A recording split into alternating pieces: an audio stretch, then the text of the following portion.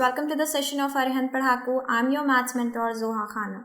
Students, today we are going to solve the sample paper that CBSE has issued for your current term 1. सबसे पहले term 1 होगा तो CBSE ने class 10th और 12th के लिए कुछ सैम्पल पेपर्स इशू किए हैं सब्जेक्ट वाइज। तो हम आज मैथमेटिक्स के सैम्पल पेपर को सॉल्व करेंगे और साथ ही साथ ये भी देखेंगे कि क्या पैटर्न फॉलो होने वाला है पेपर का, क्या मार्किंग स्कीम है, कैसे कितने मार्क्स के कौन से क्वेश्चन आएंगे। ओके और अगर मैं आपसे बात करूँ टिप्स की, तो स्टूडेंट टिप्स के लिए मैं बस आपसे इतना कहूँगी कि जैसे मैंने आपको प्रीवियस सेशंस पढ़ाए हैं चैप्टर वाइज, तो मैंने हमेशा आपसे यही कहा है कि जिस क्वेश्चन में आप टाइम सेव कर सकते हो, ओके, जहाँ पे क्वेश्चन ऑप्शन से लग सकते हैं, आपको लगता है यहाँ पे ऑप्शन से क्वेश्चन ज़्यादा इजीली लग जाएगा बेसिक मेथड अप्लाई करने के बजाय, तो आप इस चीज़ का ध्यान रखिए, अपने माइंड को इतना स्टेबल रखिए कि आप ये समझ सके कि हाँ इस क्वेश्चन में ऑप्शन लग जाएगा, हम इसे ऑप्शन से सॉल्व करें।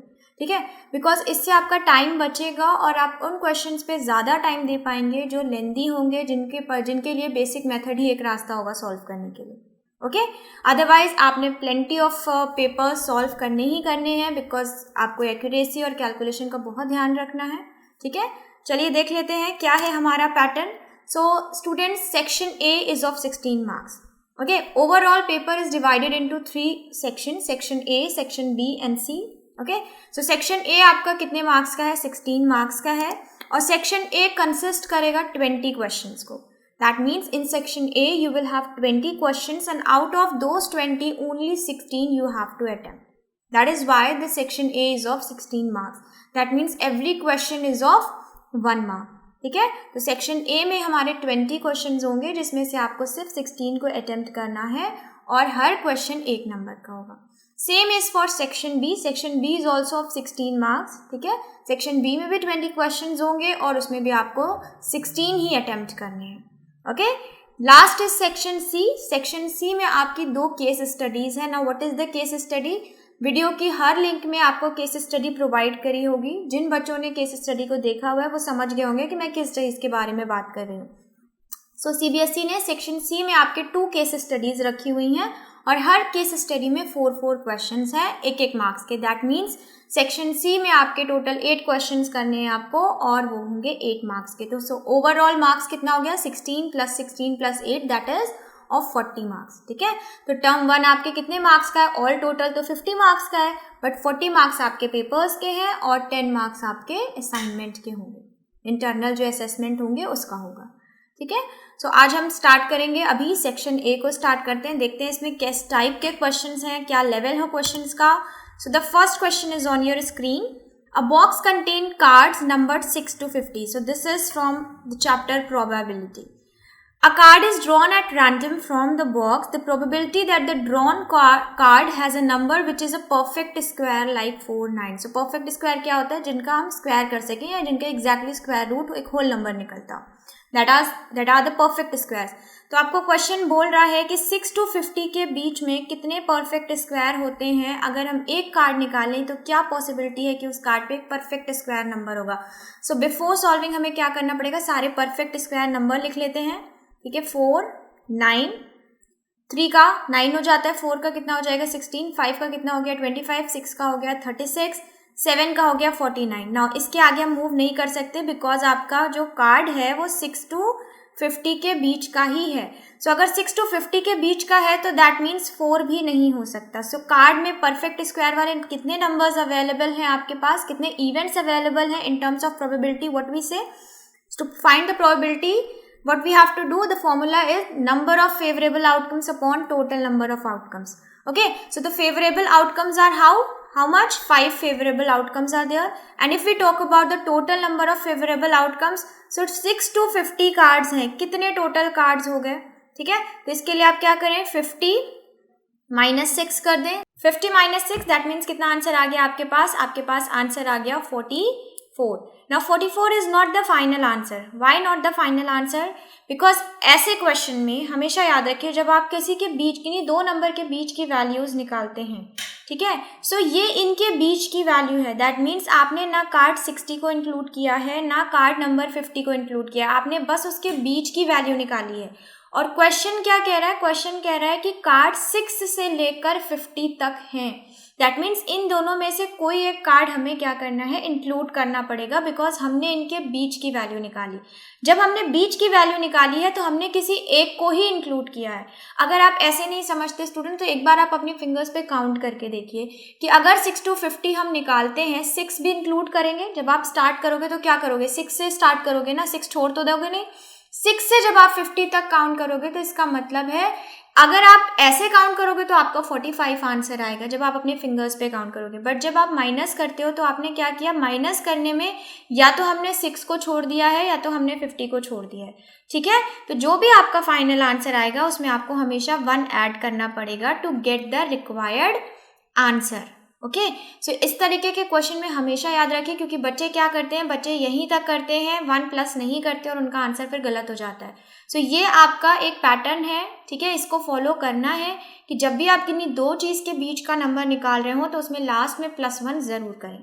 ठीक है, तो टोटल आउटकम्स हमारे क्या हैं, 45 इवेंट्स हैं, फेवरेबल 5 है, तो प्रोबेबिलिटी क्या हो जाएगी, फेवरेबल अपॉन टोटल। सो 5/45 सिंप्लीफाई कर ले, क्या आंसर आया, 1/9।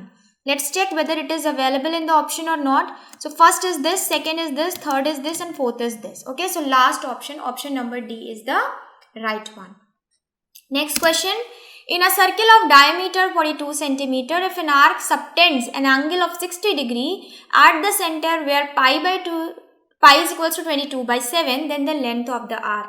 So आपको length का formula पता होना चाहिए। length का formula क्या होता है student, theta by 360 multiply by 2πr।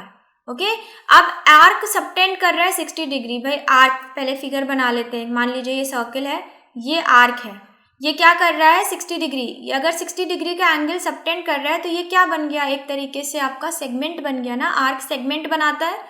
ठीक, तो ये आपका सेगमेंट बन गया। डायमीटर आपकी 42 दी गई है, तो अगर डायमीटर 42 है तो रेडियस कितनी हो जाएगी, जस्ट हाफ कर दें, दैट मीन्स 42/2 कितना आ गया, 21 सेंटीमीटर आपकी रेडियस है। ठीक है, एंगल आपको पता चल गया, तो लेंथ ऑफ सेगमेंट निकाल ले, वही लेंथ ऑफ आर्क हो जाएगी, वही तो है। तो 60/360, just a second, 60/360 multiply by 2, पाई की वैल्यू आपको क्या दी गई है, पाई की वैल्यू दी गई 22/7 multiply by R, that is 21। Solve कर लीजिए इसे, 3 times divisible, 6 times, this 3 will divide 6 2 times, आपका क्या बचा, आपकी लेंथ आ गई 22 centimetre. This is the length of the required arc. Options check कर लें, 22/7, 11, 22, 44, that means which option is right students, 22 option is right. Final answer, yes, C is the right answer. Next question, if sin theta is equals to x and sec theta is equals to y, then tan theta is.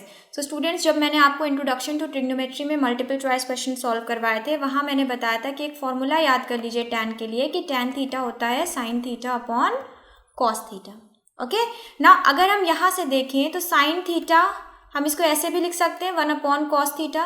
ना what is 1/cos theta, ये उल्टा होता है किसका, sec theta का, तो हम इसे क्या लिख सकते हैं, sine theta multiply by sec theta. अब सेक थीटा और साइन थीटा दोनों की वैल्यू आपके पास अवेलेबल है, क्या हो जाएगा, tan theta is equal to XY। Check कर लीजिए, सो फर्स्ट ऑप्शन ही राइट है बिकॉज फर्स्ट ही आपका XY है। ठीक है, फाइनल आंसर चेक कर ले, A। Next question, the pair of linear equations y equals to 0 and y equals to -5 has one solution, two solutions, infinitely many solutions and no solution. So ये क्या होगा, ये हमने मल्टीपल चॉइस क्वेश्चन में भी chapter के solve किया है। सेम क्वेश्चन मैंने आपको बताया था कि अगर मान लेते हैं ये आपकी x एक्सिस है, ये y एक्सिस है, तो y इक्वल्स टू 0 कैसी लाइन होगी, y 0 कहाँ पे होगा, यहाँ पे होगा, तो इसका मतलब y इक्वल्स टू 0 ऐसी एक लाइन होगी। y equals to -5, y negative कब होता है स्टूडेंट, जब हम नीचे जाने लगते हैं। मान लीजिए यहाँ पे -5, तो y इक्वल्स टू -5 कैसी लाइन होगी, ऐसी। अब ये दोनों लाइन कैसी होंगी, एक दूसरे के पैरेलल होगी, और पैरेलल के केस में क्या सोल्यूशन होता है, नो सोल्यूशन। ओके, चेक कर लेते हैं, yes, D is the right option. Next question, a fair die is thrown once, एक ही डाई है उसे हम थ्रो करते हैं, the probability of even composite number. ना कंपोजिट क्या होता है, वो नंबर जिसके 3 या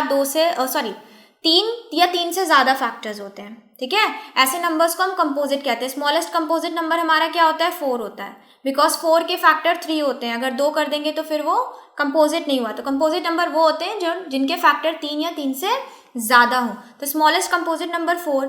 अब आपके डाइस में कितने नंबर्स होते हैं 1 2 3 4 5 6, ठीक है। 5 कंपोजिट है, 4 तो स्मॉलेस्ट हो गया ना, तो इसके बाद ही के सारे नंबर काउंट करेंगे हम।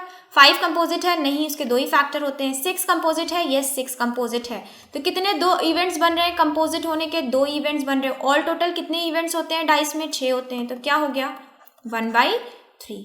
चेक कर लें, 0 1/3 3/4 1, तो कौन सा ऑप्शन राइट है, second option is the right one. Check कर लेते हैं option B.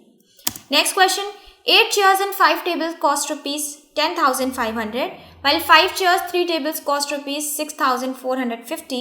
The cost of each chair will be. बहुत सिंपल क्वेश्चन है। क्या करना है, चेयर को एज्यूम कर लेते हैं हम कोई वेरिएबल x और टेबल को एज्यूम कर लेते हैं y। अब यहाँ से आपकी 2 इक्वेशंस बन जाएंगी जिन्हें आप साइमल्टेनियसली किसी भी मेथड से सॉल्व करके अपनी x और y की वैल्यू को निकाल सकते हैं। इक्वेशन मैं बना के दे रही हूँ, सॉल्व आप खुद कर लीजिएगा, बहुत ईजी है।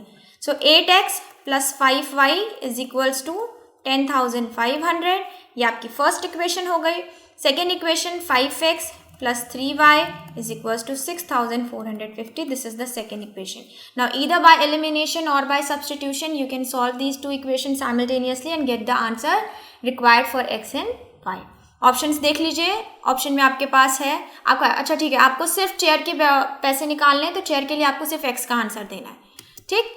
तो ये 4 ऑप्शंस अवेलेबल हैं, जिन्होंने सॉल्व कर लिया हो वीडियो को पॉज करके वो देख लें आंसर उनका सही है या नहीं। सो फर्स्ट ऑप्शन यानी कि चेयर की जो प्राइस है वो है 750 रुपीज।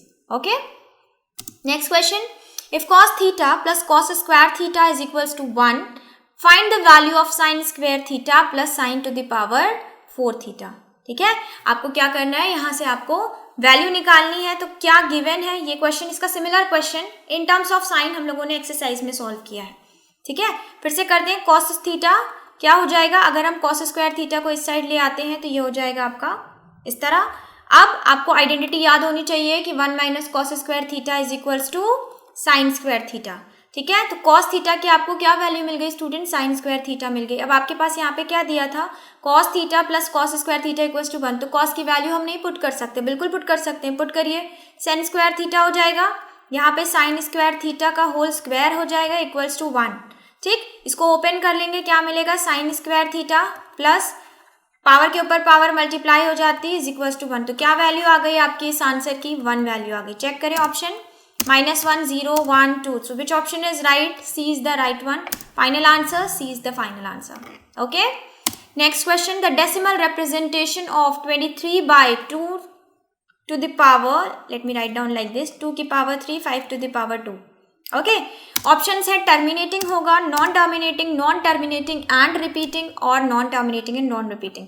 स्टूडेंट्स हमने क्या पढ़ रखा है, हमने पढ़ रखा है अगर डिनोमिनेटर के फैक्टर्स 2 और 5 हैं, 2 है या 5 है या दोनों हैं, देन वो कैसा हो जाता है, वो रैशनल नंबर टर्मिनेटिंग होता है। ओके, सो चेक करें option, yes final option is a. अगर 2 और 5 के अलावा कुछ होगा तो क्या होगा, कमेंट बॉक्स में बताइए क्या होगा।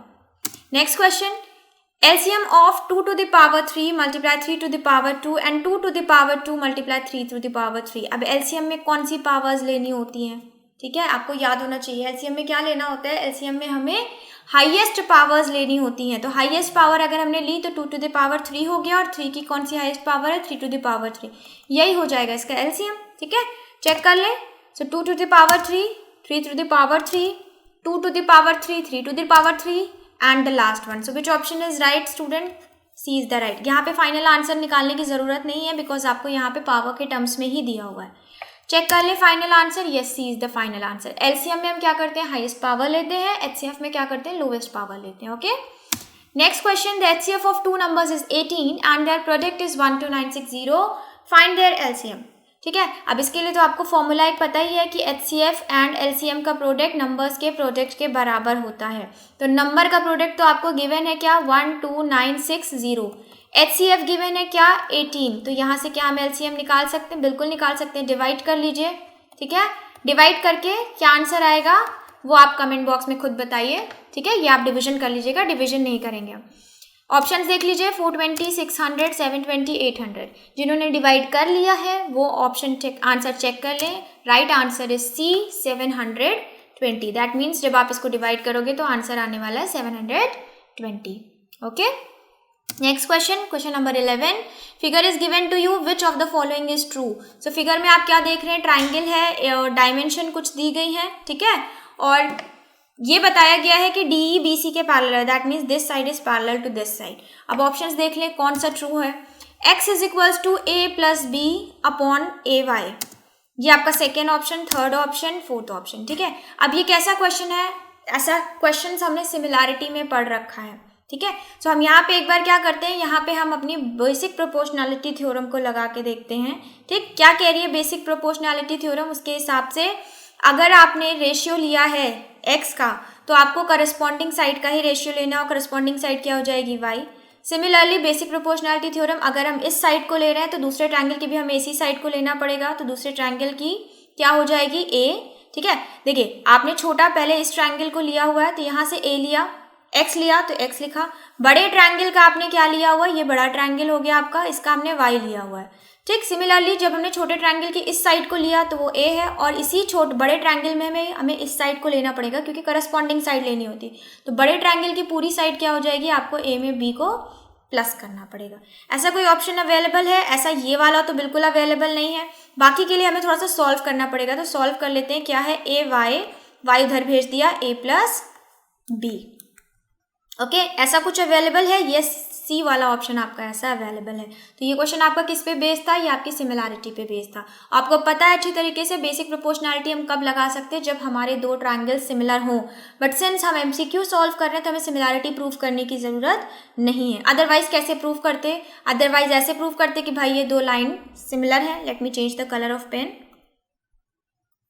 कैसे प्रूव करते हैं, ये दो लाइन्स आपकी पैरेलल है तो इसमें ट्रांसवर्सल की भी प्रॉपर्टी लग जाती है कि ये करस्पॉन्डिंग एंगल है इक्वल होगा, ये करस्पॉन्डिंग एंगल है इक्वल होगा, ये कॉमन है, तो by angle the two triangles are similar. Next question, final answer is C. Next question, the coordinates of the point P dividing the line segment A and B internally in the ratio 2:1 are, ठीक है। आपको क्या निकालना है, अभी हमें यहाँ पे कौन सा फॉर्मूला लगाना पड़ेगा, सबको पता होना चाहिए, यहाँ पे हमें लगाना पड़ेगा सेक्शन फॉर्मूला, ठीक है। तो 1/3 ये आपको गिवन है, b क्या गिवन है 4 और 6। आपको एक कोऑर्डिनेट p निकालना है जो कि इस लाइन को 2:1 में डिवाइड कर रहा है। सो मैं आपको सिर्फ फॉर्मूला लिख के बता रही हूँ, बाकी आप खुद सॉल्व कर लीजिएगा, क्योंकि क्या करना है, सिर्फ वैल्यू पुट करनी है। ये आपका x1 गिवन है, ये y1 गिवन है, ये आपका x2 गिवन है, ये y2 गिवन है, ये आपका m1 गिवन है, ये m2 गिवन है। p के कोऑर्डिनेट को हम xy मान लेंगे, तो xy कैसे निकलेगा, फॉर्मूला मैं लिख दे रही हूँ, बाकी आप सॉल्व कर लीजिएगा, ओके। क्योंकि हमें पूरा पेपर सॉल्व करना है तो मैं आपको सारे के सारे सोल्यूशन स्टेप बाय स्टेप नहीं बताऊंगी, क्या करना है ये समझ लीजिए, बाकी कैलकुलेशन तो आप कर ही लेंगे। अब कैलकुलेशन में मिस्टेक मत करिएगा, ठीक है। क्या होता है formula, m1 x2 plus m2 x1 upon m1 plus m2, clear, comma y के कोऑर्डिनेट क्या हो जाएगा, m1 y2 plus m2 y1 upon m1 plus m2, ठीक है। सारी वैल्यूज आपको मैंने दे दी हैं, जस्ट इस फॉर्मूले में लिख के आप कोऑर्डिनेट को फाइंड आउट कर लीजिए, ठीक। ऑप्शंस क्या अवेलेबल हैं, 2 4 4 6 4 2 3 5 and the right option is D. तो जिन्होंने सॉल्व किया है, क्या उनका आंसर सही आया, अगर आया है तो कमेंट बॉक्स में यस मेंशन करिए। Next question, the prime factorisation of 3825 is, okay. यहाँ पे क्या निकालना है आपको, यहाँ पे आपको प्राइम फैक्टराइजेशन निकालना है, काफ़ी इजी क्वेश्चन है। देखिए क्या होगा, ये आपके 4 ऑप्शंस अवेलेबल है, कैसे निकालते हैं ये मुझे बताने की ज़रूरत नहीं है, ये तो बहुत बेसिक चीज़ है जो आपने क्लास 5th 6th में सीखी होगी, ठीक है। तो आप इस क्वेश्चन को खुद कर लीजिए, बस आपको करना क्या है, आपको ये देखना है कि अगर कुछ 5 रिपीट हो रहा है तो आपको उसके ऊपर पावर लगा देनी है, ठीक है। ऐसे कुछ क्वेश्चंस करने हैं। लाइक सपोज देखिए यहाँ पे, अब अगर हम ऑप्शन से एलिमिनेट करने का सोचें स्टूडेंट्स, तो देखिए यहाँ पे 5 स्क्वायर 21 का जब फैक्टर 3 × 7 बन सकता है, तो ये 3 इसके पास क्यों नहीं गया, ऐसे क्यों लिखा हुआ है, ओके। सो ये ऑप्शन नहीं होगा। सिमिलरली यहाँ पे 5 × 7, तो ये 5 यहाँ क्यों नहीं गया, ऐसे क्यों लिखा हुआ है, तो ये भी नहीं हो सकता। यहाँ पे भी देखिए 25 लिखा है, इसको 5 स्क्वायर क्यों नहीं लिखा इन्होंने, ये भी नहीं हो सकता। तो I think which option is right, C is the right, check कर लें। So yes, C is the right. ये तो एलिमिनेशन हो गया, बट आप इसको प्रॉपर तरीके से प्राइम फैक्टराइजेशन निकाल के सॉल्व करिए, ठीक है, ताकि आपका कॉन्फिडेंस बना रहे कि नहीं, जो ऑप्शन हम लगा के आ रहे हैं टिक, ये हमारा सही है बिल्कुल। Next question, question 14. In the figure given below, AD is equals to 4 centimeter, so this is 4 centimeter. BD is equals to 3, so this is 3 centimeter. CB is equals to 12, so this is 12. Find cot theta. You have to find this. This is the base angle. आपको पता है जहाँ पे base angle होगा वही हमारी base बन जाती है. ठीक, तो ये बेस है तो ये परपेंडिकुलर है. अब कॉट थीटा का फॉर्मूला क्या हो जाता है? Base upon perpendicular. तो बेस आपको पता है क्या है? 12. परपेंडिकुलर पता है क्या? नहीं पता. लेकिन वो कैसे निकालेंगे? इधर वाला ट्रायंगल को देखिए, ये कैसा ट्रायंगल है? यहाँ 90 डिग्री बना है, ये राइट एंगल ट्रायंगल है. तो पाइथागोरस लगा के आप यहाँ से ये साइड निकाल सकते हो. ये इस वाले ट्रायंगल की परपेंडिकुलर है और इस वाले ट्रायंगल की क्या है? हाइपोटेन्यूज. बिकॉज परपेंडिकुलर बेस तो इस ट्रायंगल का ये है. सो इस वाले का यानी कि ट्रायंगल ABD का हाइपोटेन्यूज जो है वो बराबर है ट्रायंगल ABC के परपेंडिकुलर के. ठीक, सो हाइपोटेन्यूज निकाल लीजिए. कैसे निकालेंगे? 4 का square that means 16 plus hypotenuse perpendicular plus base होगा यहाँ पे आपका. This is hypotenuse square. ये आपका हो जाएगा all total 25. Hypotenuse square h क्या आ गया? 5. ठीक है, तो इसका मतलब परपेंडिकुलर आपको मिल गया 5. This is the required cot theta. Check कर ले. 3/4, 5/12, 4/3, 12/5. So which option is right? 12/5. Check कर ले answer. Yes, option number D is the right one. Next question, if ABCD is a rectangle, find the values of x and y. Question कह रहा है कि अगर ये एक रेक्टेंगल है तो x और y की वैल्यू कैलकुलेट करिए. बहुत इजी क्वेश्चन है. रेक्टेंगल की प्रॉपर्टी सबको पता है कि अपोजिट साइड्स इक्वल होती हैं. तो भाई अपोजिट साइड्स इक्वल है, इसका मतलब x माइनस वाई बराबर हो गया 8 के और x प्लस वाई बराबर हो गया किसके? 12 के. दो इक्वेशन मिल गई. सॉल्व कर लीजिए इसको साइमल्टेनियसली. बहुत ईजी है. ऐड कर लिए, कट जाएगा. यहाँ पे आया 20, x के आगे आपका 10. ठीक है, x 10 आएगा, यहाँ पे किसी में भी रख दीजिए इन दोनों में से. तो y क्या आ जाएगा आपका? 2. ओके, चेक कर ले. x 10 y 2 that means first option ही आपका सही हो गया. फाइनल आंसर चेक कर लीजिए. Final answer is A. Next question students, in an isosceles triangle ABC, if AC is equals to BC and AB square is equals to 2AC square, then the measure of angle C will be. Question कह रहा है आपका कोई triangle है. Let's suppose एक triangle draw कर लें. ये आपका ट्राइंगल है ABC.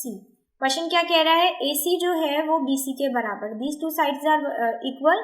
सो इसका मतलब ये दोनों एंगल इक्वल होंगे. बिकॉज हमें पता है कि अगर दो साइड्स कॉमन बेस पे हैं और वो साइड्स इक्वल हैं तो उनसे लगने वाले एंगल भी इक्वल होते हैं. ठीक है, और क्या कंडीशन दी गई है? आपको एक कंडीशन दी गई है कि AB square is equals to 2AC square. ठीक, पूछा क्या है? आपसे पूछा है इस एंगल C का मेजरमेंट निकालिए. ठीक, तो जो गिवन है AB स्क्वायर, इस AC स्क्वायर को क्या हम ब्रेक करके लिख सकते हैं? AC square plus AC square बिल्कुल लिख सकते हैं. क्या फर्क है? वही चीज है. ठीक, अब आपको क्वेश्चन में क्या गिवन है? AC जो है वो BC के बराबर है. तो क्या हम एक AC को BC में कन्वर्ट कर दें? से कोई फर्क पड़ेगा? बिल्कुल नहीं पड़ेगा, बिकॉज AC तो BC के बराबर ही है. अब ये आपको क्या मिला? ये किससे सिमिलर इक्वेशन मिल गई? ये आपको पाइथागोरस से सिमिलर इक्वेशन मिल गई. इसका मतलब क्या है कि AB स्क्वायर को अगर हम हाइपोटेन्यूज मान लें, ठीक है, ये हमारी साइड अगर हाइपोटेन्यूज है तो इन दोनों के बीच में कौन सा एंगल बन रहा है? 90 डिग्री का एंगल बन रहा है. बिकॉज क्या होता है? Hypotenuse square equals to base square plus perpendicular, और परपेंडिकुलर प्लस बेस दोनों बातें सेम है. इसका मतलब एंगल C पे कौन सा एंगल बन रहा है? 90 डिग्री बन रहा है. तो यहाँ से हमें पता चल गया कि C जो है वो क्या है? 90 degree. Is it clear? Next question, option check कर लेते हैं. अवेलेबल है 30, 45, 60, 90. ठीक है, so last option is D. Next question, question number 17, if -1 is 0 of a polynomial then the other 0. Question बोल रहा है कि -1 तो एक 0 है. इसका मतलब क्या? -1 रखने पे ये इक्वेशन 0 आंसर देगी. तो दूसरा 0 बताइए.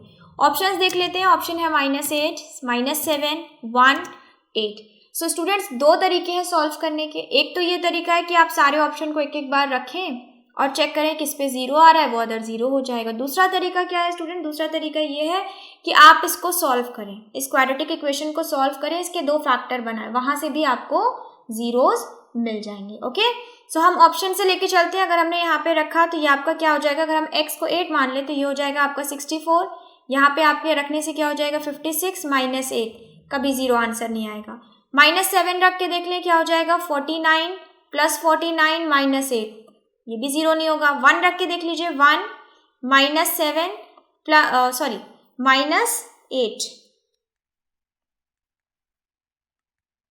-8, क्या ये 0 होगा, ये भी नहीं होगा। लास्ट आपके पास क्या बचा, 8, देख लीजिए 64, ठीक है।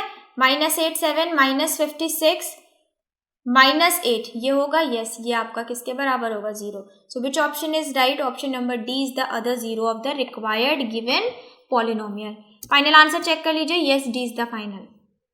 Next question, in a throw of pair of dice, अब 2 डाइस के पेयर को थ्रो किया जा रहा है। The probability of the same number on each die, इसका मतलब क्या है कि दोनों डाइस पे या तो 1 आए, या तो 2 आए, या तो 3 आए, या 4 आए, या 5 आए, या 6 आए।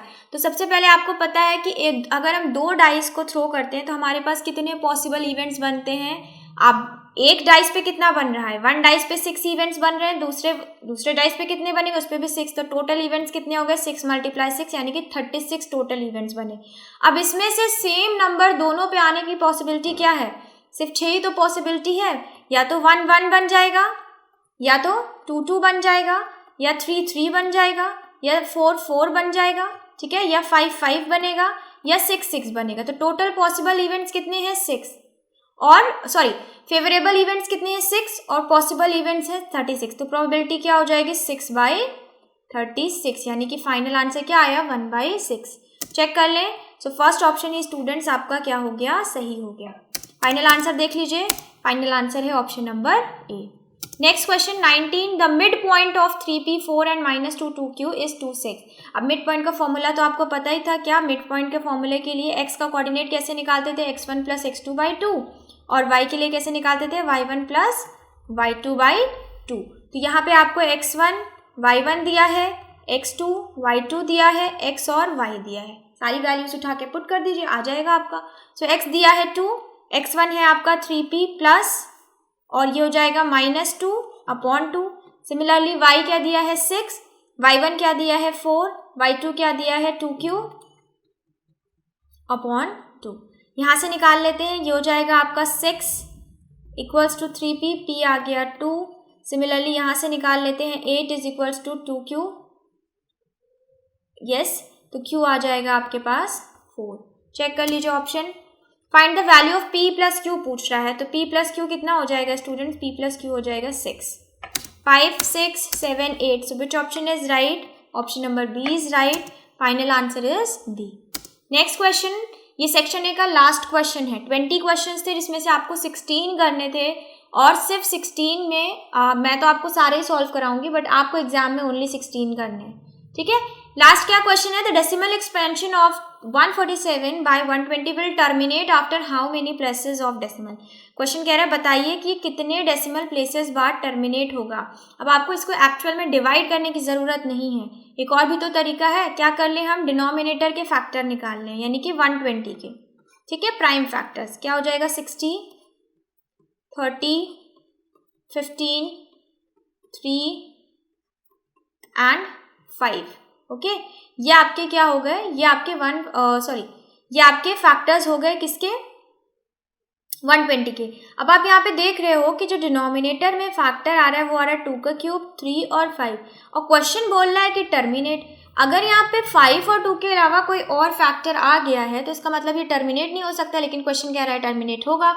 तो हम एक बार चेक कर लें क्या हमारे न्यूमरेटर और डिनोमिनेटर में कुछ डिविजिबल है। तो हम क्या करें, 147 है ऊपर, 3 से डिवाइड करके देखिए, हो रहा है डिविजिबल। सो यस हो रहा है, कितने बार, 49 टाइम्स। सो अब हमारा ये क्या बचा, अब हमारे न्यूमरेटर में है 2 और 5, इसका मतलब अब ये टर्मिनेट हो जाएगा। और कितने डेसिमल के बाद होगा ये बताती है आपको डिनोमिनेटर की हाईएस्ट पावर, यानी कि 2 और 5 की हाईएस्ट पावर। तो 2 की हाईएस्ट पावर है 3, इसका मतलब कितने डेसिमल बाद टर्मिनेट होगा, after 3 decimal this fraction will terminate, or this rational number will terminate after division. Check कर लीजिए, 1 2 3 4. So which option is right student? C is the right one. Final answer is C. Okay. Next question.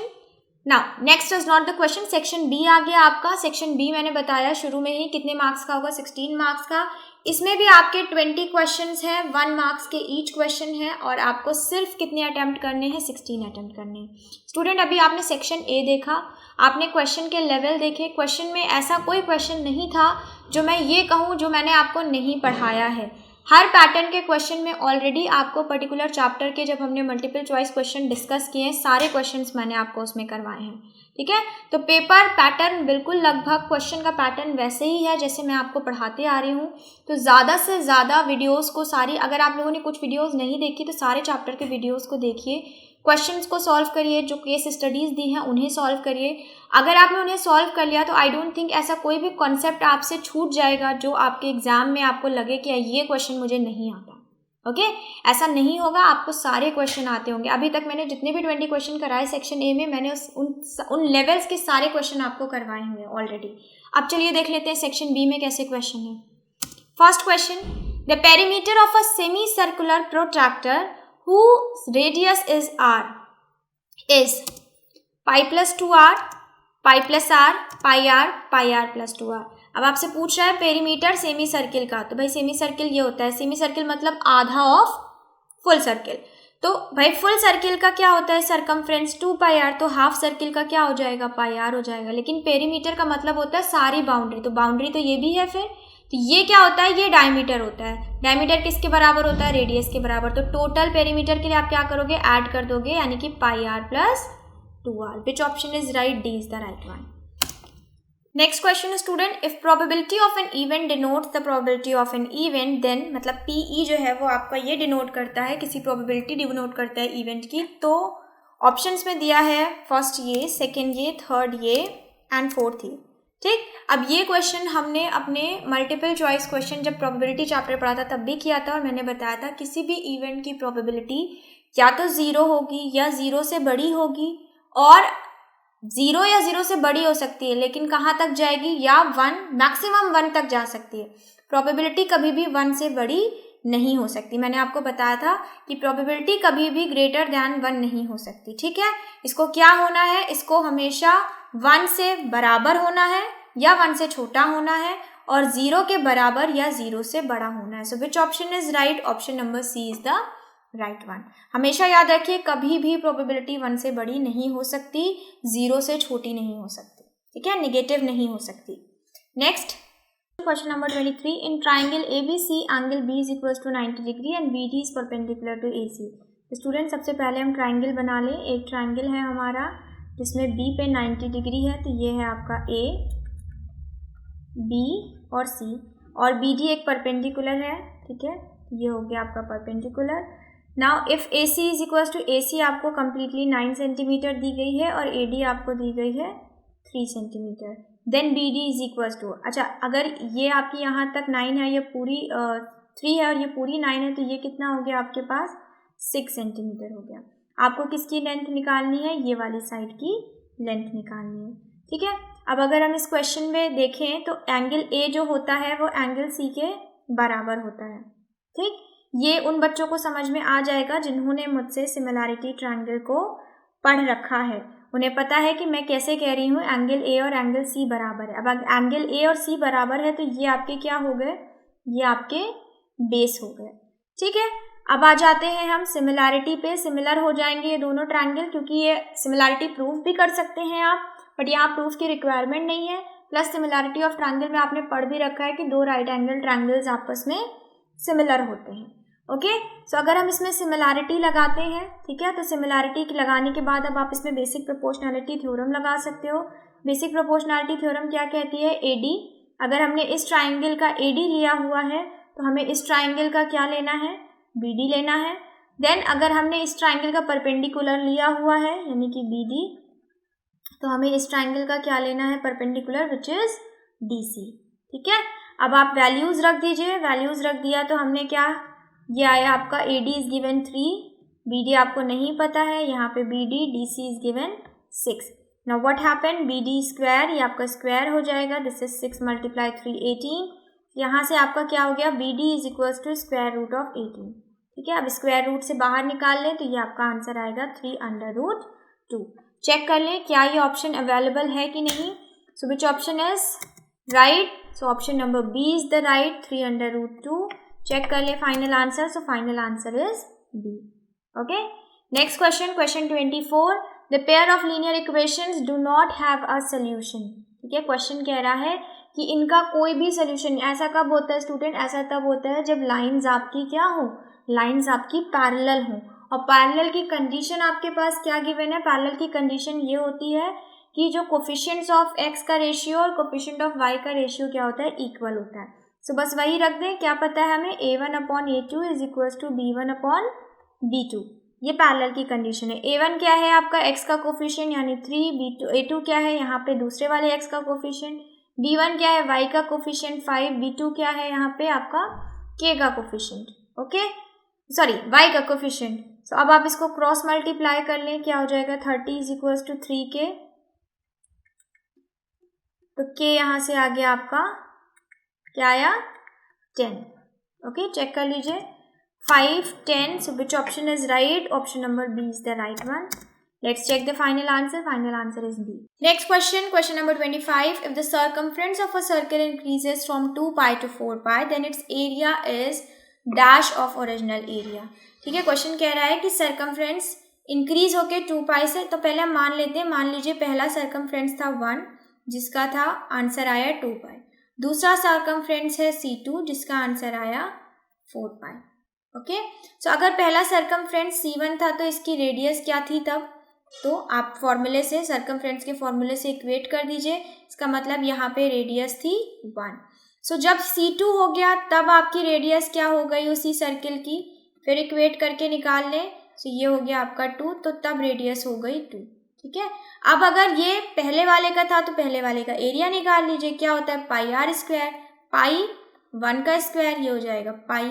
ठीक है, फिर A2 निकाल लीजिए. जब circle change हो गया मतलब इंक्रीज हो गई उसकी रेडियस, तो क्या हो गया? पाई 2 स्क्वायर, ये हो गया 4 पाई. तो अब आप मुझे बताइए कि छोटे वाले पहले वाले सर्किल का जो एरिया था वो दूसरे वाले का कितना है? तो दूसरा वाला पहले वाले के 4 टाइम है. Then its area is 4 times the original area.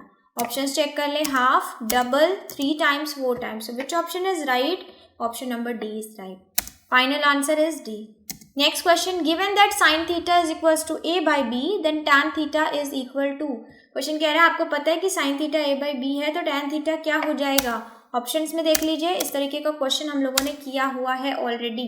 ठीक है, तो tan theta क्या होता है? tan theta होता है sin theta upon cos theta. ठीक है, अब sin theta की वैल्यू तो पता है लेकिन cos theta तो नहीं पता है ना. तो हम यहाँ पे क्या यूज करेंगे? यहाँ पे क्योंकि हम कोई फॉर्मूला यूज नहीं कर सकते. ठीक है, और कर भी सकते हैं. Sine theta a by B दिया है ना, तो साइन थीटा क्या होता है? परपेंडिकुलर अपॉन हाइपोटेन्यूज होता है. ठीक, सो अगर राइट एंगल ट्राइंगल आपने एक बनाया, परपेंडिकुलर यहाँ पे a है, हाइपोटेन्यूज b है, तो ये वाली साइड क्या हो जाएगी स्टूडेंट? आप ही बताइए. पाइथागोरस लगा दीजिए. जब आप पाइथागोरस लगाएंगे तो क्या होगा? Hypotenuse square is equals to perpendicular square plus base square की जगह हमने कैपिटल B ले लिया. यहाँ से जब बेस की वैल्यू निकालेंगे आएगी B square minus A square is equal to B, यानी कि ये साइड आपकी क्या आई? B square minus A square. ठीक, साइन थीटा है a by B, cos theta क्या हो जाता है? Base upon hypotenuse. बेस क्या है आपका? Under root B square minus A square upon hypotenuse क्या है आपकी? b. तो b से b कैंसिल आउट हो गया.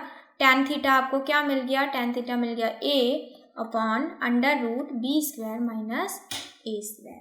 ओके, तो बी स्क्वायर कौन सा ऑप्शन राइट है? a under root B square, याना ऑप्शन नंबर डी. चेक कर लिया. Final answer is D. Next question, if x is equal to 2 sine square theta and y is equal to 2 cos square theta plus 1, then x plus Y is. Question कह रहा है x और y की value निकालिए. तो x plus Y, x क्या है भाई? x है 2 साइन स्क्वायर थीटा, y क्या है? 2 कॉस स्क्वायर थीटा प्लस 1. अब अगर हम यहाँ से 2 कॉमन ले लें तो विद इन ब्रैकेट क्या बचा? Sign square theta plus cos square theta. Identity याद आई? ठीक है, क्या हो जाती है? 1, तो 2 मल्टीप्लाई 1 प्लस 1 क्या आंसर आएगा? 3 आंसर आएगा. चेक कर लें. 3, 2, 1, 1/2. फर्स्ट ऑप्शन ही राइट है. Final answer is A. Next question 28. If the difference between the circumference and the radius of a circle is 37 centimeter, pi की वैल्यू आपको गिवन है 22/2 7 centimetre, then the circumference of the circle is. Question कह रहा है कि circumference और radius of the circle का डिफरेंस दिया है, यानी कि सर्कमफ्रेंस माइनस रेडियस का डिफरेंस है 37। ठीक है, सर्कमफ्रेंस क्या होगा 2πr minus r is equal to 37 होगा। ठीक, सर्कमफ्रेंस में पाई की भी वैल्यू आपको गिवन है, क्या है 22/7 r minus r is equal to 37। अब आप इसको सॉल्व कर लीजिए, क्या आएगा आपका 7 आपका डिनोमिनेटर, ये हो जाएगा 44r minus 7r is equal to 37। 44 में से 7 माइनस किया 37r upon 7 is equal to 37, ये आपका कट गया, रेडियस आ गई 7। अगर रेडियस 7 आ गई तो सर्कमफ्रेंस क्या हो गया 2 मल्टीप्लाई 22/7 मल्टीप्लाई 7, 7 से 7 कटा, आंसर आया 44 सेंटीमीटर। चेक कर ले 154, 44, 14, 7। ठीक है, so which option is right, B is the right option, final answer B. So next question student, question 29, the least number that is divisible by all the numbers from 1 to 10 both inclusive. मतलब ऐसा एक number बताना है, सबसे छोटा number जो 1 से लेके 10 तक, मतलब 1 भी और 10 भी और उसके बीच के सारे नंबर से भी डिवाइड होता हो। ठीक है, ऑप्शंस में आपके ये सारे ऑप्शंस अवेलेबल हैं। ठीक, अब अगर हम फर्स्ट ऑप्शन को चेक करें, 1 से होगा, 2 से होगा, क्या 3 से डिवाइड होता है, तो ये ऑप्शन तो रॉन्ग हो गया, 3 से तो होता ही नहीं है। 1000 3 से डिवाइड होता है, बिल्कुल नहीं होता है। 2520 होता है 3 से डिवाइड, बिल्कुल हो जाता है 840 टाइम्स। 4 से हो जाएगा ये डिवाइड, बिल्कुल हो जाएगा। 4 की डिविजिबिलिटी के लिए लास्ट के 2 चेक करने पड़ते हैं, हो जाएगा। 5 के लिए 0 है, हो जाएगा। 6 के लिए क्या चेक करना पड़ता है, 2 और 3 दोनों का डिविजिबल ऑलरेडी है। 7 के लिए क्या चेक करते हैं, 7 से डायरेक्टली डिवाइड कर लीजिए, 7 की डिविजिबिलिटी थोड़ा सा कंफ्यूजिंग होती है।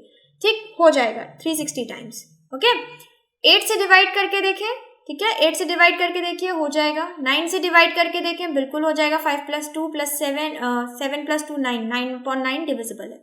10 ऑफ कोर्स, तो इसका मतलब यही ऑप्शन ऐसा है जो सारे 1 to 10 के बीच से डिविजिबल है। ये आपका ऑप्शन से लग गया क्वेश्चन। अगर ये आपको बेसिक से लगाना पड़ता तो क्या करते हैं, आपको 1 से 10 के बीच के जितने नंबर है सबका एलसीएम निकालना पड़ता पहले, और जब आप एलसीएम निकालते तब आप चेक करते कि कौन सा ऑप्शन हमारा राइट है। तो हमने इसे ऑप्शन से कर लिया, बहुत जल्दी लग गया। ओके, सो इस तरीके के क्वेश्चन आपको ऐसे ही करने हैं। Final answer is C. Next question, 3 bells ring at intervals of 4, 7, 14। तो भाई जिन्होंने पहला चैप्टर यानी कि रियल नंबर मुझसे पढ़ा हुआ है उन्हें पता होगा कि मैंने आपको हिंट दी थी, जब भी हमें कभी टुगेदर क्वेश्चन में आ जाए जहाँ पे हमें ये निकालना हो कि टुगेदर ये एक साथ कब बजेंगे, टुगेदर ये एक साथ कब होगा, वहाँ पे हमें क्या निकालना है, वहाँ पे हमें एलसीएम निकालना है। और हम ऑप्शन देख के भी समझ सकते हैं, अगर ऑप्शन में आंसर छोटा आ रहा है इसका मतलब हमें एलसीएम निकालना है, लीस्ट कॉमन मल्टीपल निकालना है। गिवन आंसर से छोटा आ रहा है तो ठीक है। When they will ring together again, तो भाई 6 बजे के बाद दोबारा कब बजेंगे, इसके लिए आप 4, 7 और 14 मिनट्स का क्या करिए, एलसीएम निकाल लीजिए। सो 4, 7 और 14 का एलसीएम निकालेंगे तो क्या आएगा, 2, 7, 7, 2 और इसके बाद 7। क्या आंसर आया, 7 4 28। तो ये 28 मिनट्स हैं, यानी कि 6 बजे के बाद 6:28 पे ये सब दोबारा बजेंगे। Next is right answer is C. Next question, what is the age of the father if the sum of the ages of a father and his son in years is 65 and twice the difference of their ages in years is 50। तो question कह रहा है father और सन की as का जो सम है वो 65 है और इनके डिफरेंस का जो ट्वाइस है वो 50 है। तो अगर हम इसको थोड़ा सा सिंप्लीफाई कर ले तो हमें मिला ये। तो फर्स्ट इक्वेशन ये, सेकेंड इक्वेशन ये, सॉल्व कर लीजिए। क्या आ जाएगा, अगर हम दोनों को ऐड कर दें तो 2f = 90। तो फादर की एज आ गई आपकी क्या, 45। ठीक है, अब पूछा क्या था, फादर की पूछी थी तो बस देख लेते हैं 45 है। यस, देखिए बी ऑप्शन ही अवेलेबल है 45। फाइनल आंसर चेक कर लीजिए, बी फाइनल आंसर है। Next question, what is the value of tan theta multiply cos theta का whole square minus sin theta multiply sec theta का होल स्क्वायर। फटाफट से क्या रख दीजिए, फटाफट से सिर्फ वैल्यू रख दीजिए। ठीक, sin थीटा की tan थीटा की पता है sin theta upon cos theta, cosec theta की पता है 1/sin theta whole square. Next bracket में आ जाइए, sin थीटा, sec थीटा की पता है 1/cos थीटा होल स्क्वायर।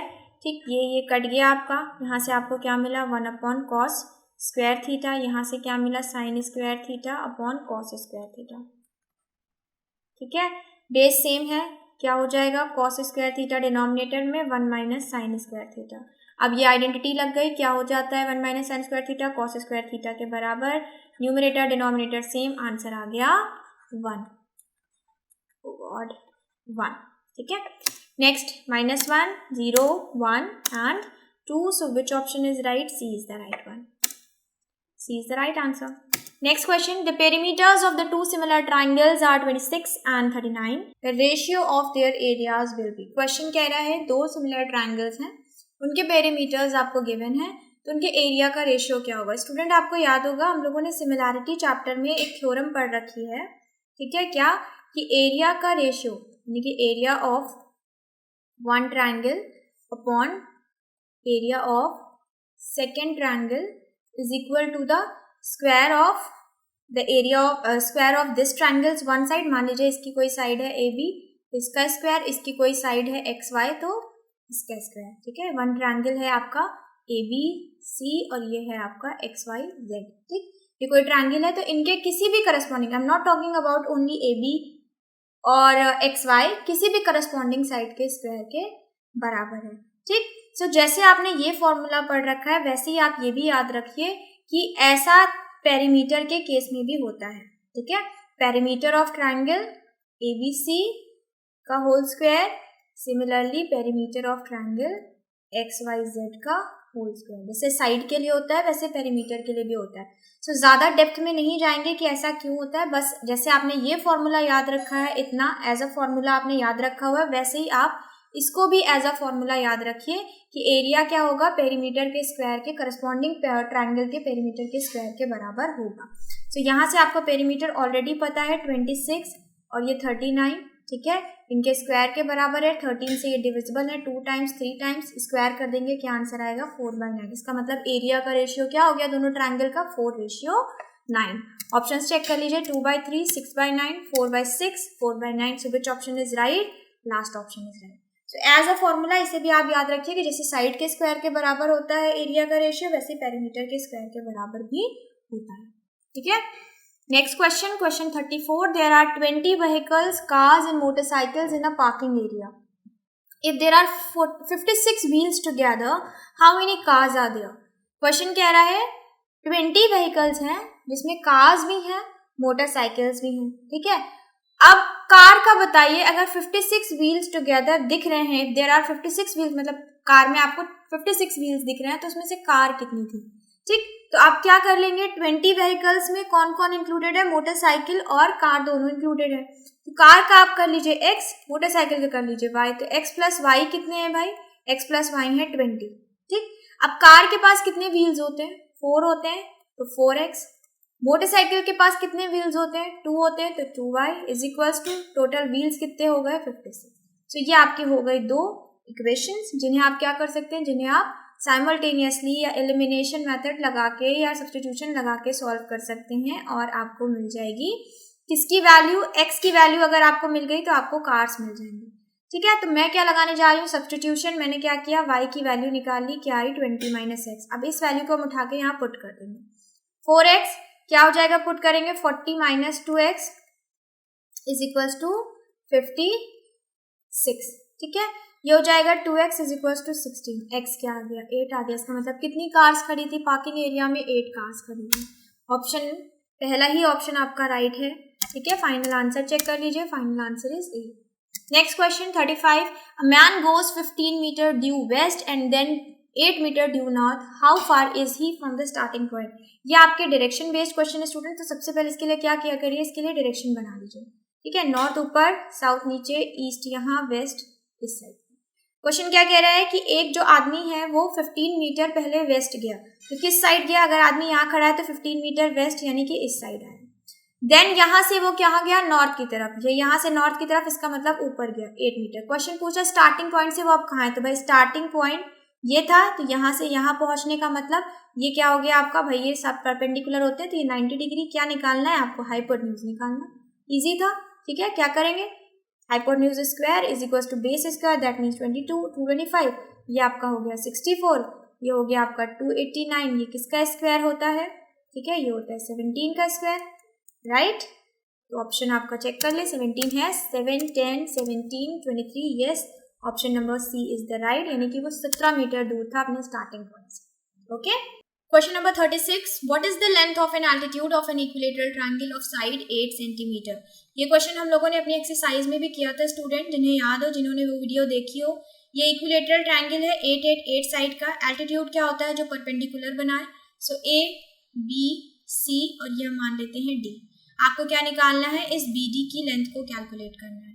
अब स्टूडेंट्स आपको क्या पता है कि ये इक्विलेटरल है, तो इसका मतलब ये साइड बराबर है, बीच वाली साइड क्या है, कॉमन है। अब ये साइड कॉमन है और ये साइड बराबर है, तो इसका मतलब इनसे बीच के लगने वाला एंगल भी क्या होगा, सेम होगा। सो एस ए एस से हम कह सकते हैं कि triangle A B D is congruent to triangle B D C, कह सकते हैं।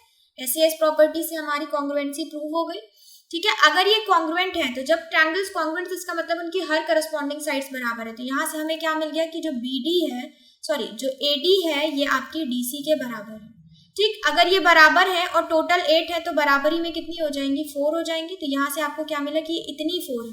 अब ये ट्रायंगल कैसा है, ये एक राइट एंगल ट्रायंगल है, जिसमें हाइपोटेन्यूज पता है आपको, बेस पता है, परपेंडिकुलर निकालना है। निकाल लीजिए 64, यानी कि हाइपोटेन्यूज का स्क्वायर, परपेंडिकुलर का स्क्वायर प्लस बेस का स्क्वायर, पी स्क्वायर क्या हो जाएगा आपका 48 के बराबर। तो पी क्या हो गया, square root of 48। Is it clear. अब इसको आप सॉल्व कर लीजिए, क्या होगा, देखिए 4 मल्टीप्लाई 12 48 होता है, और कर ले 4 मल्टीप्लाई 3, तो यहाँ से आपको क्या मिल गया, 4√3। चेक कर लेते हैं क्या ये ऑप्शन अवेलेबल है, 2√3, 3√3, 4√3, 5√3, यानी कि कौन सा ऑप्शन सही है, सी ऑप्शन आपका सही है। Final answer is C. Next question, if the letters of the word Ramanujan are put in a box and one letter is drawn at random, ठीक है, the probability that the letter is A। Question कह रहा है कि रामानुजम में जो भी letter हैं वो आपके एक बॉक्स में डाल दिए गए हैं, हमें एक लेटर को रैंडमली निकालना है, क्या पॉसिबिलिटी है कि वो लेटर A होगा। तो रामानुजन में टोटल पहले हम चेक कर लें कितनी पॉसिबिलिटी, क्या क्या इवेंट्स बन सकते हैं। तो टोटल इवेंट्स में कितने लेटर्स हैं, 1 2 3 4 5 6 7 8 9। सो टोटल इवेंट्स कितने हैं, टोटल इवेंट्स हैं 9। अब फेवरेबल इवेंट्स कौन से होंगे, वो होंगे जिनमें ए आ रहा हो। तो ए आने वाले कितने हैं, 1 2 और ये आपका हो गया 3, यानी कि फेवरेबल इवेंट्स कितने हो गए, तो फेवरेबल है आपके पास 3 इवेंट्स। तो पॉसिबिलिटी क्या हो जाएगी, प्रोबेबिलिटी आपको पता ही है, फेवरेबल अपॉन टोटल, यानी कि 1/3। ओके, चेक कर लीजिए, 3/5, 1/2, 3/7, 1/3, which option is right? Option number D is the right option. Final answer, option D. Clear? Next question, area of a sector of a circle is equals to 1/6 to the area of circle. Sector का area circle के area के 1/6 है। Degree of measure of its minor arc, ठीक है, sector कब बनता है, जब हमने आर्क बनाया हो तभी बनता है। तो क्वेश्चन कह रहा है सेक्टर का एरिया 1/6 है सर्किल के। फॉर्मूला रख दें, θ/360 multiply pi r square is equals to 1/6 pi r square. Pi r से पाई आर कट गया, नीचे ये आपका 60 टाइम्स डिविजिबल है। थीटा क्या आ गया स्टूडेंट्स, थीटा आ गया 60 डिग्री। ऑप्शंस में चेक करिए, 90 60 45, which option is right, B is the right option. Final answer B, बहुत इजी था। 39 question, a vertical stick 20 meter long cast a shadow 10 meter long on the ground. एक vertical stick है 20 metre की, इसकी shadow ground पे बन रही है कितने मीटर की, 10 मीटर की। At the same time a tower cast a shadow of 50 meter long, ठीक है, ये तो स्टिक है, टावर क्या होगा, टावर इससे लंबा ही होगा, ठीक है, टावर क्या होगा, टावर इससे लंबा ही होगा। तो टावर हम बना लेते हैं पीछे पे, यानी कि एक टावर है जिसकी हमें हाइट नहीं पता है, इसकी शैडो कितनी है, इसकी शैडो 50 मीटर है, यानी कि ये टोटल आप मान लीजिए यहाँ से यहाँ तक 50 मीटर है, ठीक। अब बेस क्या होगा, 90 डिग्री तो बनाएगा, कोई भी चीज अगर खड़ी है जमीन से तो वो 90 डिग्री तो बनाएगी, वर्टिकल होती है। ओके, अब आप क्वेश्चन पे आ जाइए, यहाँ पे आपको क्या लगाना पड़ेगा, यहाँ पे आपकी लग जाएगी ट्रिग्नोमेट्री। कैसे लग जाएगी, इस तरीके का क्वेश्चन मैंने ट्रिग्नोमेट्री में आपको पढ़ाया था। क्या करेंगे हम, पहले हम इस ट्रायंगल पे नेमिंग कर लेते हैं ABCDE। सबसे पहले हम आ जाते हैं ट्रायंगल ABE पे, ट्रायंगल ABE पे आ जाइए। tan थीटा, ए की बात कर लेते हैं, थीटा ये हम मान लेते हैं, ये थीटा है हमारा, तो tan थीटा क्या हो जाएगा, परपेंडिकुलर अपॉन बेस। ठीक, परपेंडिकुलर क्या है आपका 20, बेस क्या है आपका 10, ये हो गया 2, यानी कि tan थीटा की वैल्यू आपने क्या निकाल ली 2। ठीक, अब जब हम आ जाते हैं ट्रायंगल पे, कौन सा ट्रायंगल, ACD, ट्रायंगल ACD पे आ जाइए। ठीक है, tan थीटा, भाई एंगल तो सेम ही है ना, एंगल थोड़ी ना चेंज हो जाएगा, tan theta perpendicular by base, same थी कॉन्सेप्ट लगाएंगे। tan थीटा अब आपने निकाल लिया, रख दीजिए 2, परपेंडिकुलर पता है नहीं, क्या है हाइट, बेस पता है, यस पता है, कितना है 50, यहाँ से हाइट नहीं निकल है, कितनी आ गई आपके पास 100 मीटर। चेक कर लीजिए, 30 मीटर, 50 मीटर, 80 मीटर, 100 मीटर, कि कौन सा ऑप्शन राइट है, 100 right. Final answer D. Okay, next question, last, ये सेक्शन बी का लास्ट क्वेश्चन है। अब अगर हमने गौर किया तो हमने देखा सेक्शन ए में हमारे क्वेश्चंस इतने लेंथी नहीं थे जितने हमारे सेक्शन बी में आए, यानी कि थोड़ा सा time taking question section B में होंगे। What is the solution of the pair of linear equations, ये आपकी दो लीनियर इक्वेशन दी गई है, इनका सोल्यूशन ऑफ पेयर बताना है कि इनका पेयर सोल्यूशन कैसा होगा। ऑप्शंस देख लेते हैं, x = 2 1 -1 2 2 -2 1 1 2। ठीक है, क्वेश्चन सबसे पहले इन दो इक्वेशंस पे स्टूडेंट्स ध्यान दीजिए कैसी है। आप देख रहे हो यहाँ 37 है तो वो 37 y के साथ है, यहाँ 43 है तो यहाँ पे है, यानी कि जब ऐसा क्वेश्चन हो जिसमें x और y को इंटरचेंज कर दिया जाए दोनों इक्वेशन में, तो इसको लगाने का एक बहुत ही सिंपल सा कॉन्सेप्ट है, क्या, सबसे पहले दोनों इक्वेशंस को ऐड करिए। ठीक, ये हम मान लेते हैं फर्स्ट इक्वेशन, ये है second equation. Okay, adding two equations, यानी कि एडिंग फर्स्ट एंड टू। 37 में 43 ऐड करेंगे क्या हो जाएगा 80x, 43 में 37 ऐड करेंगे क्या हो जाएगा 80y, 123 में 117 ऐड करिए 10, ये हो जाएगा 4 240। क्या ये इक्वेशन 80 से डिविजिबल है, ऑफ कोर्स, x + y = 3, ये आपकी इक्वेशन नंबर 3 है। ठीक है, पहले हमें क्या करना है, ऐड करना है, यहां से हमें ये इक्वेशन मिली, फिर हमें क्या करना है, सब्ट्रैक्ट करना है। यही प्रोसेस आपको हमेशा करना है जब भी आप क्या करेंगे, इस तरीके की लीनियर इक्वेशन देखेंगे जिसमें वैल्यूज इंटरचेंज हो रही।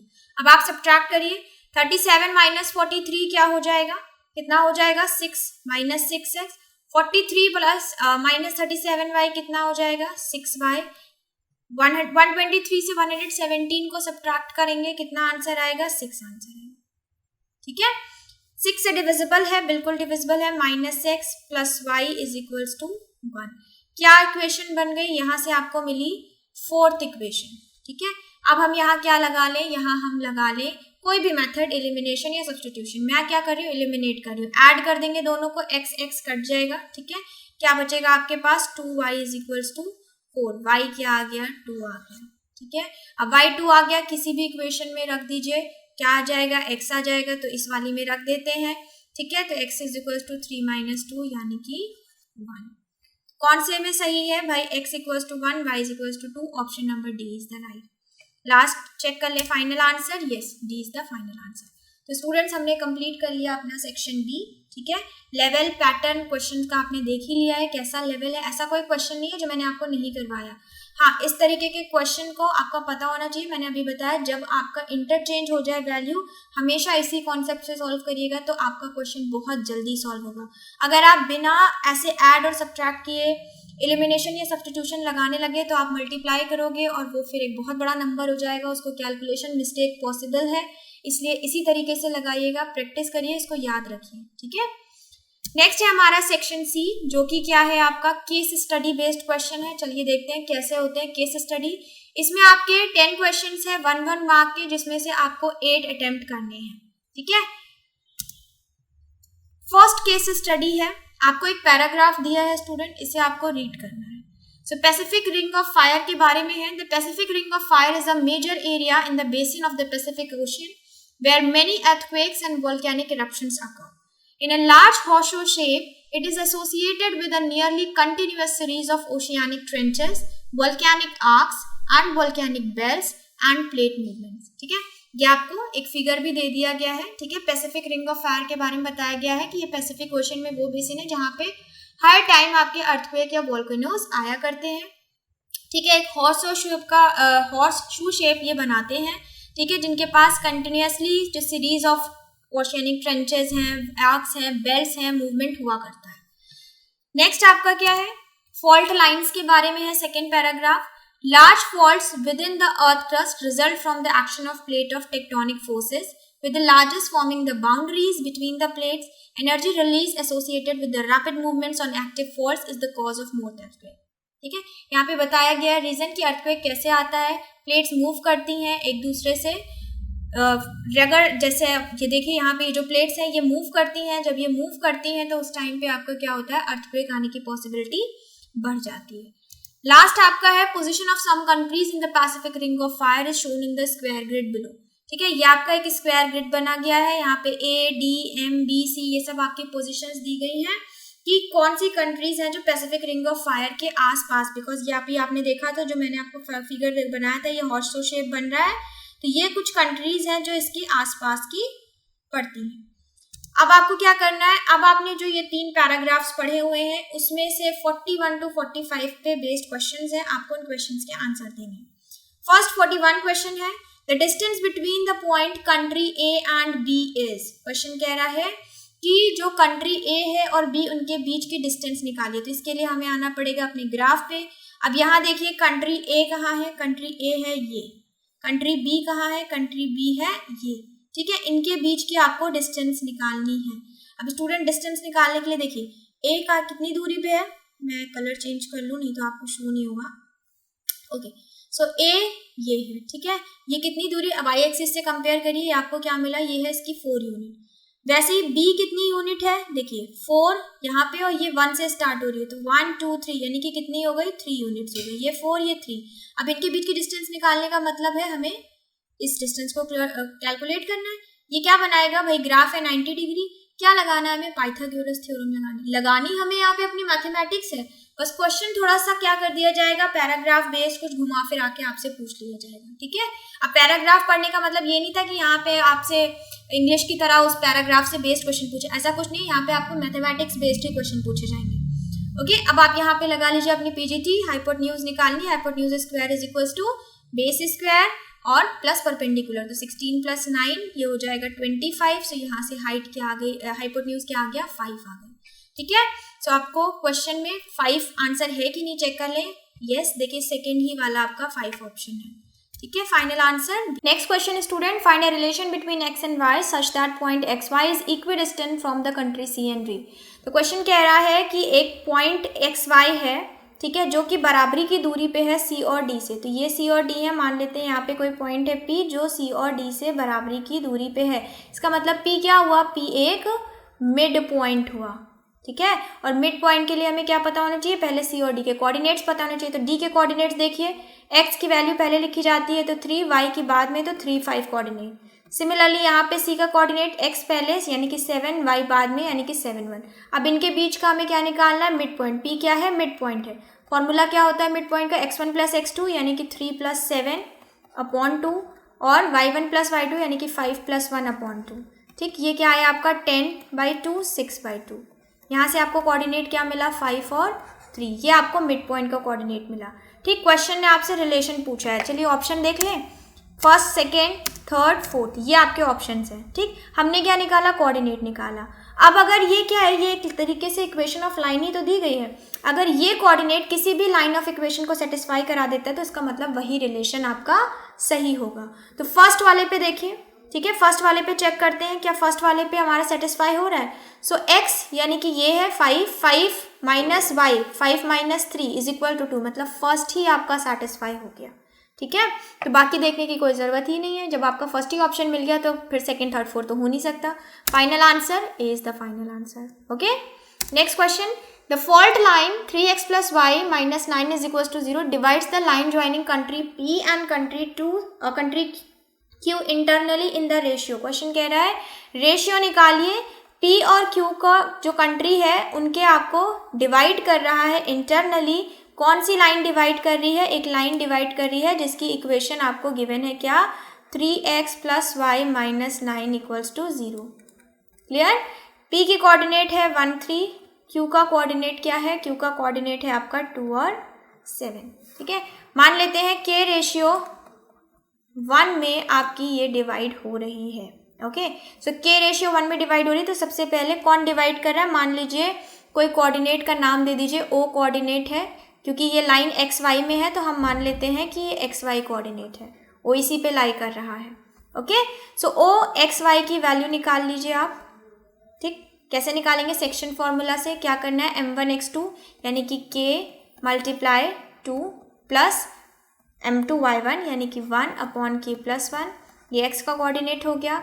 फिर m1 x2 यानी y2 यानी कि k multiply 7 plus 3 upon k plus 1। Okay, यहाँ से आपका क्या कोऑर्डिनेट मिला, यहाँ से आपको मिला 2k plus 1 upon k plus 1, ये आपका x का कोऑर्डिनेट हो गया 7k plus 3 upon k plus 1, ये किसका कोऑर्डिनेट हो गया, y का, यानी कि o के आपको कोऑर्डिनेट्स मिल गए। अब ये o कहाँ पे था पॉइंट, ये आपकी इस लाइन पे गिवन था ना, तो अगर कोई पॉइंट उस लाइन पे है तो वो उसकी वैल्यू को क्या करता है, उस लाइन की इक्वेशन को सेटिस्फाई करवाता है, वो कोऑर्डिनेट उस लाइन की इक्वेशन को सेटिस्फाई कराता है। इसका मतलब कि जब आप उस लाइन की इक्वेशन में उस कोऑर्डिनेट के x और y की वैल्यू को रखेंगे तो आंसर क्या आना चाहिए, 0 आना चाहिए। चेक कर लेते हैं, ये आपकी इक्वेशन की लाइन गिवन है 3x plus Y minus 9 equals to 0। Okay, 9 equals to 0। अब यहाँ से x का कोऑर्डिनेट ये है तो x का ये मिल जाएगा, रख दीजिए। 3 मल्टीप्लाई में 2k plus 1 upon k plus 1, okay, plus y की जगह पे y की वैल्यू रख दीजिए 7k plus 3 upon k plus 1 minus 9 equal to 0। ठीक है, अब आपको इसको क्या करना है, अब आपको इसको सिंप्लीफाई कर लेना है। ठीक है, नीचे सिंप्लीफाई कर लेते हैं, enough space is not present, तो ये हो जाएगा आपका 6k plus 3 upon k plus 1, यहाँ पे हो जाएगा 7k plus 3 upon k plus 1, okay, minus 9 equals to 0। LCM ले लेते हैं, यहाँ से आया एलसीएम आपका k प्लस 1, ये हो जाएगा 6k plus 3 plus 7k plus 3 minus 9k minus 9 equals to 0। Okay, इधर इसको आप लेके जाएंगे तो अल्टीमेटली 0 हो जाएगा। न्यूमरेटर चेक कर लीजिए, 6k plus 7k, 7 plus 6 13, 13 minus 9 4k। Okay, 3 plus 3 6, 6 minus 9 minus 3 is equals to 0। So यहाँ से आपको k क्या मिल गया स्टूडेंट, यहाँ से k मिल गया 3/4, और k ही तो पूछा जा रहा था कि अगर 3/4 है इसका मतलब रेशियो क्या हो जाएगा, 3/4। ऑप्शंस में चेक करिए, फर्स्ट ऑप्शन ही आपका अवेलेबल है 3/4। Final answer yes, option number A is the right one. ठीक है, फिर से एक बार देख लेते हैं क्या करना है। करना क्या है आपको, करना आपको ये है कि आपको सबसे पहले अपनी फिगर बना लीजिए, बिकॉज फिगर से आपको क्वेश्चन समझ में आ जाता है। हमने एक फिगर बना लिया, एज्यूम कर लिया k रेशियो 1 में डिवाइड कर रही है ये लाइन। अब उस लाइन पे कोई कोऑर्डिनेट, भाई अगर ये लाइन डिवाइड कर रही है तो कहीं ना कहीं तो क्या करेगी, टच करेगी ना किसी पॉइंट पे। हमने उस पॉइंट को कर लिया, मान लिया OXY। ठीक है, अब उस पॉइंट के हमने सेक्शन फॉर्मूला से कोऑर्डिनेट निकाल लिए। अब ये पॉइंट क्योंकि इस लाइन पे लाई कर रहा है तो इस इक्वेशन को सेटिस्फाई करेगा, तो जो कोऑर्डिनेट आए थे XY वो हमने वहाँ पे उठा के लाइन पे रख दिए। जब हमने रखा तो हमें क्या मिल गई, k की वैल्यू मिल गई। Okay, next, the distance of country m from x axis. Question कह रहा है डिस्टेंस निकालो कंट्री m का x एक्सिस से। ठीक है, x एक्सिस से क्या डिस्टेंस है कंट्री m की, x एक्सिस ये है 1 2 3, यानी कि कितनी यूनिट्स, 3 यूनिट्स। ठीक है, so which option is right, ये तो डायरेक्ट देखने वाला क्वेश्चन था, देख के बताना था, so C is the right answer. Next question, what are the coordinates of the country lying on the mid point of the country A and D। A और D कंट्री के coordinate के mid point में कौन लाई कर रहा है, उसके coordinate निकालिए। तो A का पहले निकालिए, क्या हो जाएगा 1 4, D का निकालिए, क्या हो जाएगा 3 5। ठीक, अब मिड पॉइंट के लिए क्या करना होता है, x1 plus x2/2 y1 plus y2/2। क्या हो गया, यहाँ से आपका 4/2 2, यहाँ से हो गया आपका 9/2। ठीक है, चेक कर लीजिए, 1/3 2 9/2, इसका मतलब option number B is the right option. Option is, final answer is B.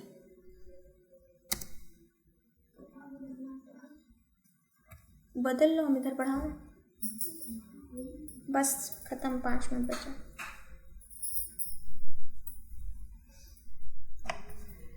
Next case study is question number case study 2, roller coaster polynomials. Okay, polynomials are everywhere. They play a key role in the study of algebra, in analysis, and on the whole many mathematical problems involving them. ठीक है, सब जगह polynomial का ही use होता है.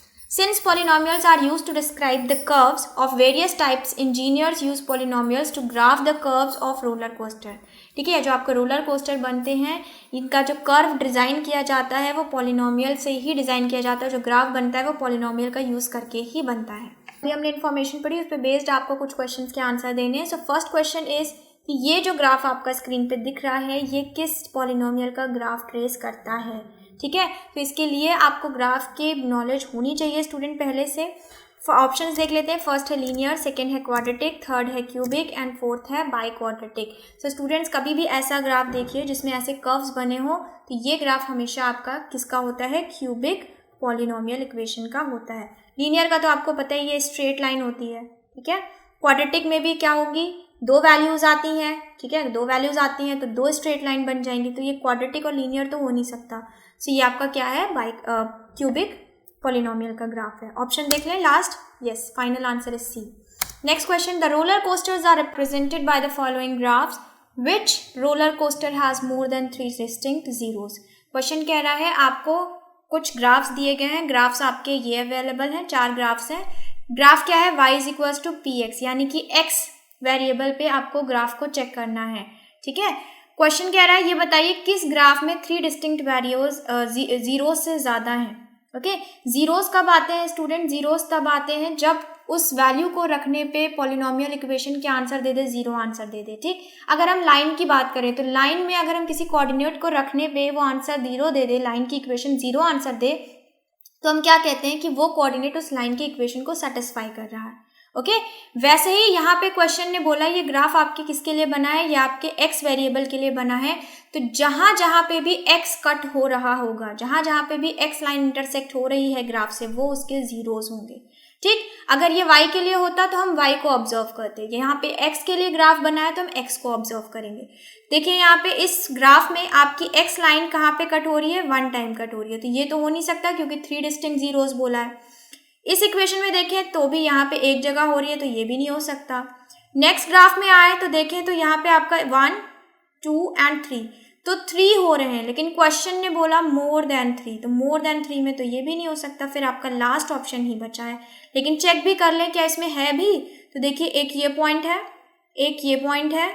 ठीक है, एक ये पॉइंट है और एक ये पॉइंट है, यानी कितने जगह कट हो रहा है, 4 जगह एक्स एक्सेस कट हो रही है. इसका मतलब 4 डिफरेंट जीरोस हैं इस ग्राफ में. ओके, फाइनल आंसर चेक कर लीजिए. Final answer is D. Next question, if the roller coaster is represented by the cubic polynomial then which of the following is always true. ठीक है, जो आपका roller coaster का graph बना हुआ था उसको इस इक्वेशन से रिप्रेजेंट किया गया है. ठीक है, ये इक्वेशन ऐसे P X cube plus Q X square plus R X plus S. Don't get confused, ये टाइपिंग मिस्टेक है. Okay, now options are S not equals to 0, R not equals to 0, Q not equals to 0 and P not equals to 0. Question कह रहा है अगर ये cubic equation है तो इसमें से कौन सी कंडीशन सही है. तो आप ये बताइए, अगर ये क्यूब ना लगा होता तो क्या ये क्यूबिक इक्वेशन होती. अगर ये चीज़ नहीं होती तो फिर ये कैसी इक्वेशन होती, क्वाड्रेटिक. इसका मतलब इस पॉइंट का होना बहुत ज़्यादा ज़रूरी है ना. तो इसका मतलब क्या ज़ीरो नहीं हो सकता, कभी भी p ज़ीरो नहीं हो सकता. So which option is right, D is the right option. Clear, option number D is the final answer. Next question, if the path traced by the roller coaster is represented by this graph find the number of zeros. मैंने अभी आपको थोड़ी देर पहले पढ़ाया कि अगर graph x variable के लिए बना है तो हमें x वाली लाइन को ही देखना होगा कि ग्राफ x लाइन को कहाँ पे कट कर रही है. तो x की एक लाइन यहाँ कट कर रहा है ग्राफ, एक यहाँ कट कर रहा है, एक यहाँ. तो कितने जीरोस हो गए भाई, 3 जीरोस हो गए. ओके, चेक कर लीजिए ऑप्शन 0, 1, 2, 3. सो कौन सा ऑप्शन राइट होगा, last option. Final answer is D. Now last question of today's sample paper जो हम डिस्कस कर रहे थे वो ये है, if the path traced by the roller coaster is represented by this graph find its zeros. ठीक है, सेम क्वेश्चन है. देखिए यहाँ पे अब क्या x के लिए बोल रहा है ना, ये ऑब्जर्व करने वाली बात है। अगर मान लीजिए यहाँ पे लिखा x is equals to P Y, then हम किसके लिए देखेंगे, y के लिए देखेंगे। बट क्या लिखा है, x लिखा है, पॉलिनोमियल इन इक्वेशन x, यानी कि x वेरिएबल में इक्वेशन दी होगी, x की वैल्यू निकालनी है। तो x को कहाँ कहाँ पे कट कर रहा है, एक यहाँ पे, एक यहाँ पे और एक यहाँ पे। तो कितने जीरोज हैं, ये तो 3 जीरोज हैं, लेकिन क्या जीरो कह रहे हैं, it's zeros, find its zeros. कौन कौन से हैं, तो एक है -3, एक है -1 और एक है 2। ठीक है, नंबर ऑफ नहीं पूछा, नंबर पूछता तो 3 नंबर ऑफ जीरोज हैं, पूछा जीरोज कौन कौन से हैं, तो हमें उनकी वैल्यू को लिखना है। तो चेक कर लीजिए, -3 -6 -1 2 -6 -1 नहीं, -3 -1 -2, इसका मतलब लास्ट ऑप्शन आपका सही है। फाइनल आंसर चेक कर ले, सी आपका फाइनल आंसर है। ओके स्टूडेंट्स, सो ये आपके 50 क्वेश्चंस थे। ऐसे ही इसी पैटर्न, इसी लेवल पे बेस्ड क्वेश्चंस आएंगे। देखिए 40 क्वेश्चंस तक आई डोंट थिंक कोई प्रॉब्लम होगी किसी को, बिकॉज वो आपके कॉन्सेप्ट बेस्ड है। आप अपनी बुक्स में उस तरीके के फॉर्मूले क्वेश्चंस बहुत सारे पढ़ रहे हैं और आप प्रैक्टिस भी कर रहे होंगे। बट ये जो केस स्टडी है, ये आपके लिए एक नया टॉपिक है इस करिकुलम में। ठीक है, इसीलिए आपको जितनी भी वीडियोस मैंने पहले जो भी चैप्टर्स पढ़ाए हैं, हर वीडियो के नीचे आपको केस स्टडी मिले हैं। 2 केस स्टडीज़, 2 से 4 केस स्टडीज़ मैंने हर वीडियो के डिस्क्रिप्शन बॉक्स के लिंक में डाल रखा हुआ है। ठीक है, तो आप उन केस स्टडीज़ को अच्छे से सॉल्व करिए।